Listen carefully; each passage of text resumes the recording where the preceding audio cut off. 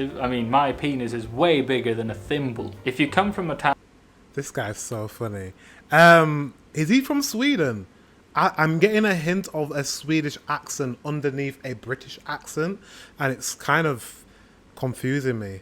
What's up, guys? It's Dwayne, back again for another video, back again for the reaction. Today is a great, wonderful, beautiful, amazing, incredible day because it's a Sweden day. 10 things I hate about living in Sweden. Not me personally, because I don't live there. Without further ado, let's get into this reaction. Let's go. Incredible video about 10 reasons why I like living here in Sweden. But then I thought, fuck it. I mean, the internet is filled with way too many positive things as it is. So I thought I'd make another video explaining, talking about 10 reasons I really hate living in this fucking country. So for instance, between the... Wow. Tell me how you really feel. I need to watch the other one after this, but I'm interested to know, what does he hate about living in Sweden? It can't be all good, guys. It cannot be all good. About October and March, most of Sweden for most of the time is covered in complete soul-crushing darkness. The sun just don't show up during 6 months of the year, Swedish summers are fine, and Stockholm is lovely when the sun is out, But this doesn't make up for the months of depressing shit that's being pushed down your throat during the winter months here, in my opinion. There's a reason. I don't mind that. At least you get proper snow. When it snows in the UK, it's like literally, can you call it snow? We get some flurries and then slush, and then it disappears, and then it's cold and it rains. And you have icy rain. We don't get snow like this. This is proper snow at least. So the reason Swedish people are known to just stand in the sun for a while during the spring. Every Swedish person is essentially a fucking Dark Souls character. Now, number 2 might have something to do with this darkness, because it's mirrored in the people as well. It's a very known cultural thing here in Sweden that Swedish people have this sort of ice-cold barrier around themselves, that is very difficult to crack socially. This does not apply for Swedes living abroad, interacting. I quite like that. I've said this before in another video. I kind of am drawn to people that do not give me everything when I first meet them. So if I meet someone and they're very they're too like me, love me, speak to me, my name is this. I'm like, no, I can't. I'm just like, no. But if you're someone who's a bit more mysterious or a bit more reserved, I'm like, oh, I want to chip away. I want to find out more about you. I'm more curious about you, especially if I like you. If I like you, then I'm gonna get to the center. I'm gonna chip away. So I don't mind that. So I'm probably gonna get along with a lot of Swedish people when I go. If I meet anyone, if I meet you guys, I don't know. We'll see. Interacting with other Swedes, or Swedes in Sweden interacting with foreigners. So unless you're also a Swedish person watching this is impossible for me to prove. And if you are Swedish, then but yeah, there's something going on between Swedes, or rather there's nothing going on between Swedes. It's good in the sense that Swedish people have very high respect for people's personal space and stuff, but random interactions with strangers is a big fucking no. Most Swedish people would rather run a cheese grater along their gooch than have eye contact with a stranger on the tube, Next one. Sweden is fucking tiny. And there's gonna be lots of unfair stuff in this video, but fuck it. It can't help it, but size matters to me. It's obviously all relative. I mean, my penis is way bigger than a thimble. If you come from a town... This guy's so funny. Is he from Sweden? I'm getting a hint of a Swedish accent underneath a British accent, and it's kind of confusing me. If you guys know, let me know in the comment section.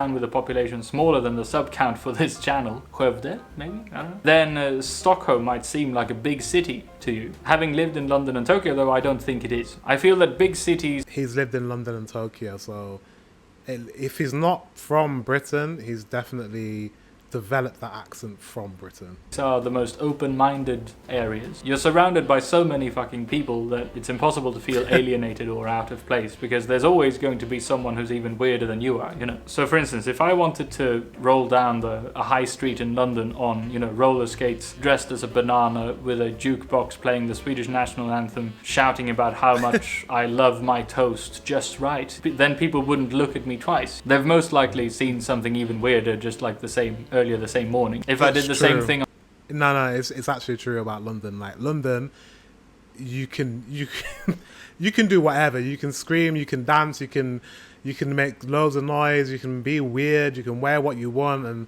people are probably not gonna look at you twice. They might look at you once, like, and then carry on with their day. People are too they're too wrapped up in what they want to do in their life, like they haven't got time for anyone else. So I totally get it.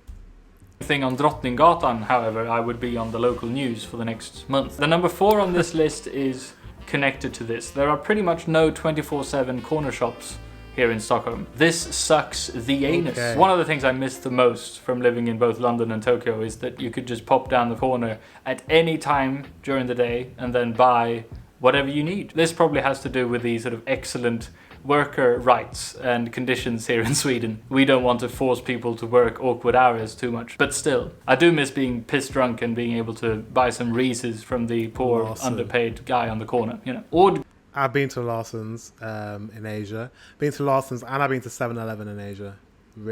Quite like them. Very good. Go there to top up on some beer and wine for the party in the fucking park. Which brings me to the next point. Jesus. Fucking Systembolaget, number 5. Systembolaget. This is number 5, yes. Now, the idea behind Systembolaget is a good one, I suppose. But fuck me, it sucks. For those of you who don't know, it is not possible in Sweden to buy alcohol from regular shops like you can.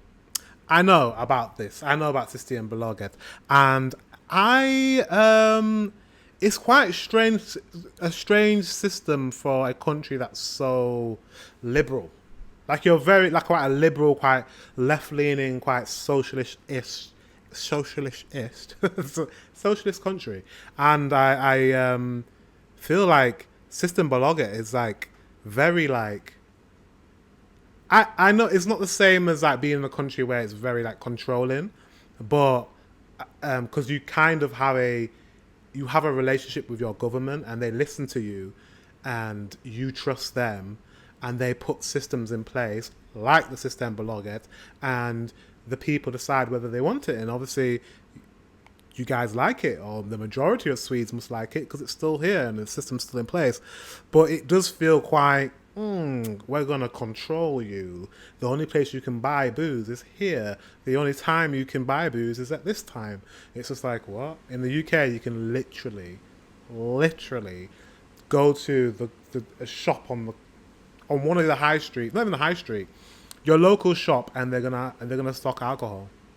And you can buy it at any time, pretty much.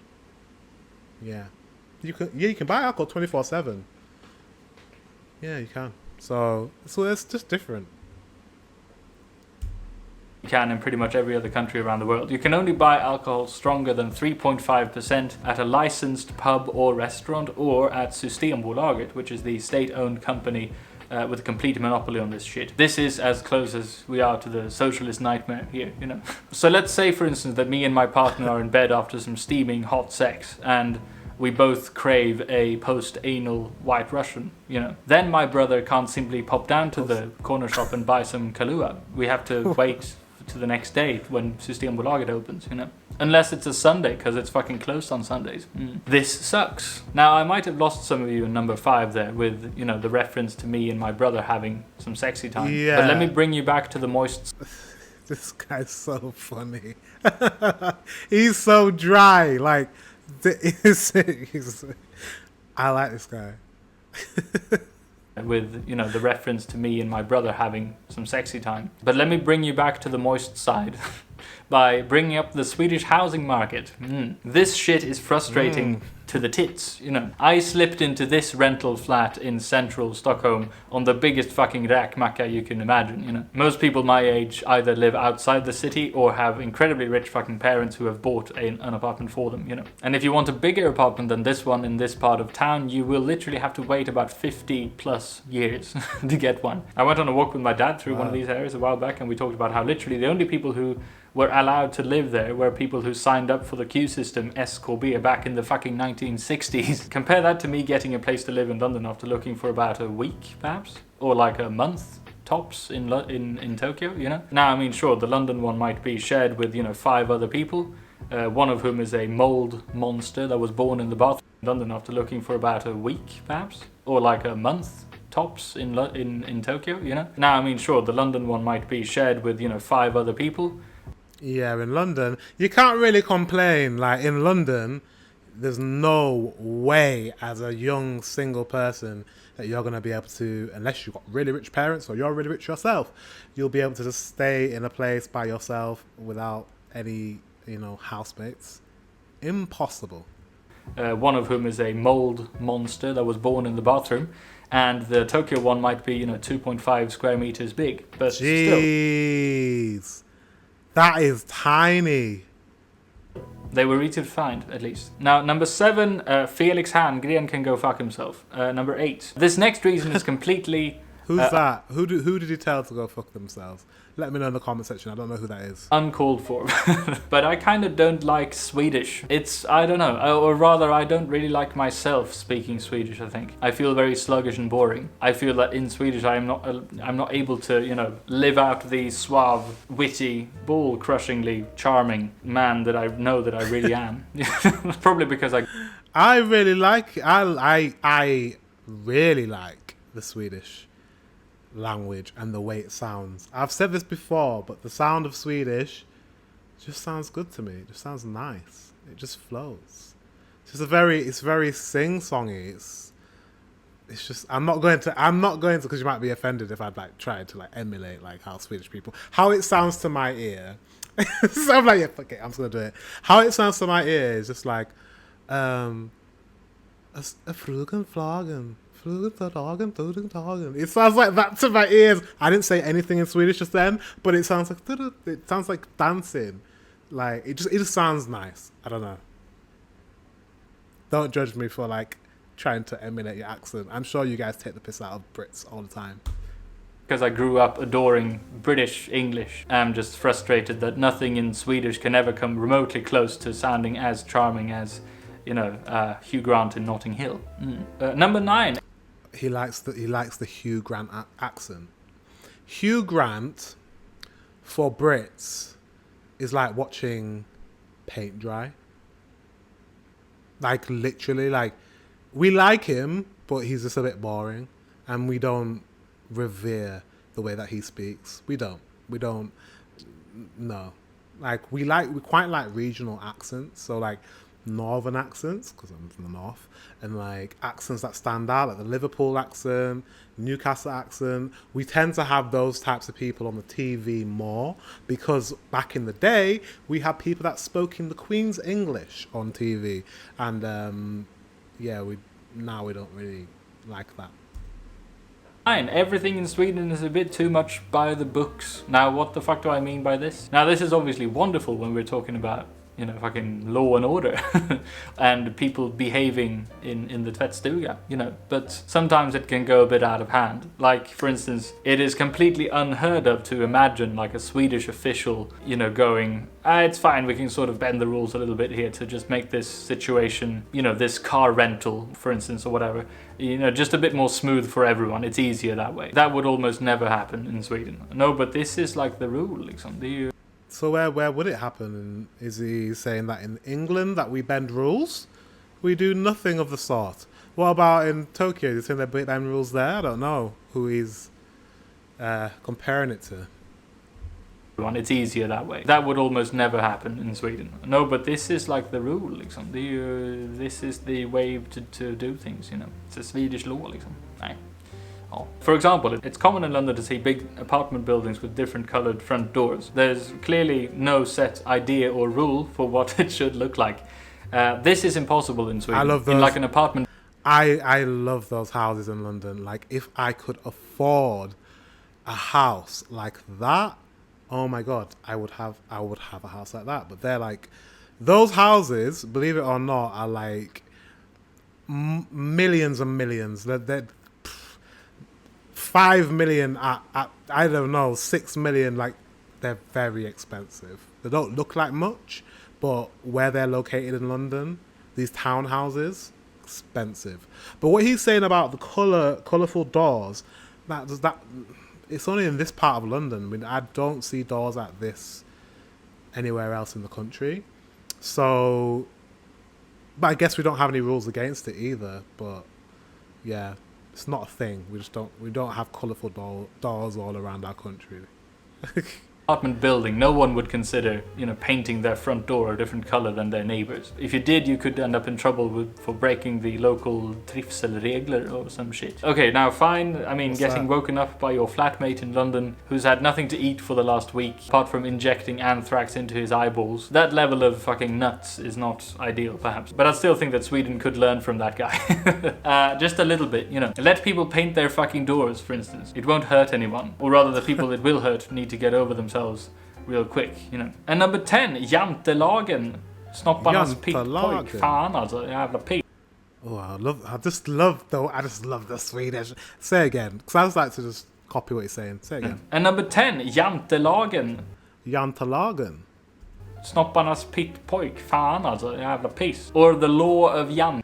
Jävla piss, or whatever he said. I don't know what he said. It sounded like something like swearing. I don't know. Or whatever the fuck. I don't know. Du ska fan inte tro att du är något. Nej. Essentially, you're not supposed to think you are anyone special. Fun, isn't it?